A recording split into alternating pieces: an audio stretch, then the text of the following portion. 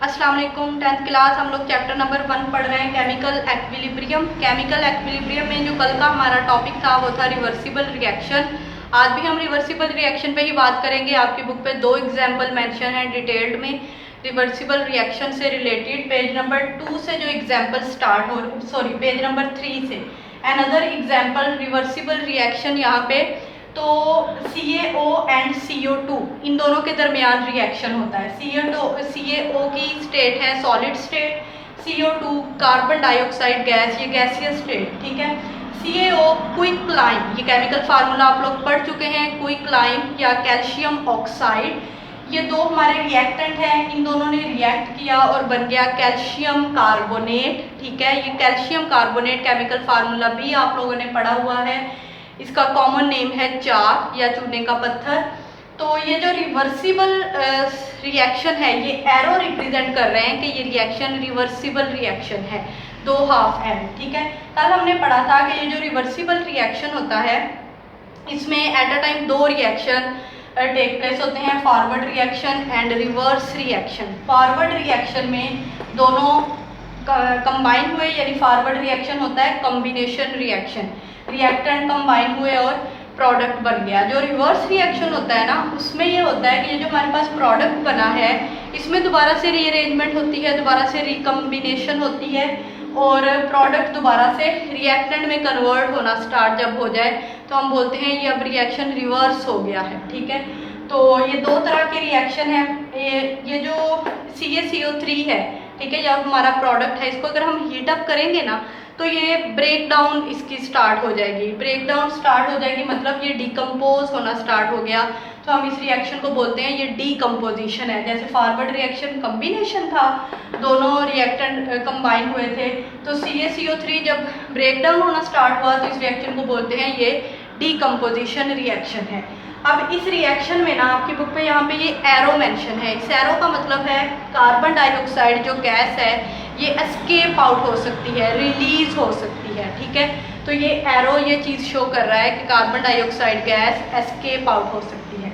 अच्छा, आपकी बुक पे एक्सपेरिमेंट के जरिए इस डीकम्पोजिशन रिएक्शन को इस तरह से दिखाया गया है कि ये जो CaCO3 की डीकम्पोजिशन होती है ना इसके लिए 2 कंडीशंस हैं। 2 कंडीशंस किस तरह से, अगर हमने डीकम्पोज करने के लिए फ्लास्क ली है ओपन फ्लास्क, अगर हमारी फ्लास्क है ओपन फ्लास्क और हम CaCO3 को हीट अप कर रहे हैं, इसको हीट अप करने से जब CO2 एंड CaO बनेंगे तो चूंकि ये फ्लास्क ओपन होगी तो CO2 को रास्ता मिल जाएगा, गैस होने की वजह से ये एस्केप आउट हो जाएगी। यहाँ से एस्केप आउट हो जाने का मतलब खारिज हो जाएगी, इस फ्लास्क में से निकल जाएगी, ओनली बच जाएगा इस फ्लास्क में CaO।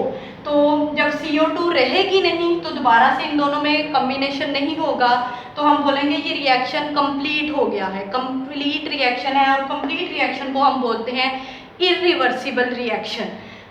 मतलब ये है कि अगर हम ओपन फ्लास्क लें तो डीकम्पोजिशन जो होगी प्रोडक्ट की वो रिएक्शन इरिवर्सिबल रिएक्शन बन जाएगा, एक कंप्लीट रिएक्शन बन जाएगा ओपन फ्लास्क होने की वजह से, क्योंकि CO2 ओपन फ्लास्क में से खारिज हो जाएगी, ठीक है।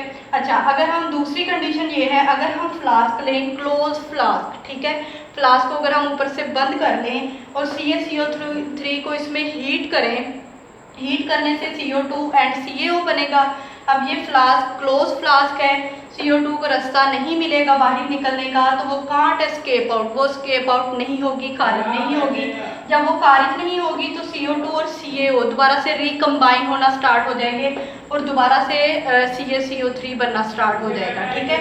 तो ये रिएक्शन कहलाएगा रिवर्सिबल रिएक्शन और इसमें एक्विलिब्रियम स्टेट एग्जिस्ट करेगी। ये जो हमारा चैप्टर है केमिकल एक्विलिब्रियम, हम उसी पर बात कर रहे हैं। रिएक्शंस में हमने केमिकल एक्विलिब्रियम को ही डिस्कस करना है। तो ये वाला जो रिएक्शन होगा ना इसमें केमिकल एक्विलिब्रियम एक स्टेट एग्जिस्ट करेगी। उसका क्या मतलब है कि CaCO3 हीट अप कर रहे हैं तो डीकम्पोज हो रहा है, डीकम्पोज होकर क्लोज फ्लास्क होने की वजह से CO2 और CaO में कम्बिनेशन हो रहा है, तो एट अ टाइम 2 रिएक्शन हो रहे हैं, डीकम्पोजिशन एंड कम्बिनेशन। तो डीकम्पोजिशन और कम्बिनेशन जो होंगे वो सेम रेट पे होंगे बट इन ऑपोजिट डायरेक्शन होंगे, तो हम इस स्टेट को बोलेंगे एक्विलिब्रियम स्टेट। क्योंकि एक्विलिब्रियम स्टेट होता ही ये है कि जब 2 reaction at a time same rate पे हों बट उनकी डायरेक्शन ओपोजिट हो।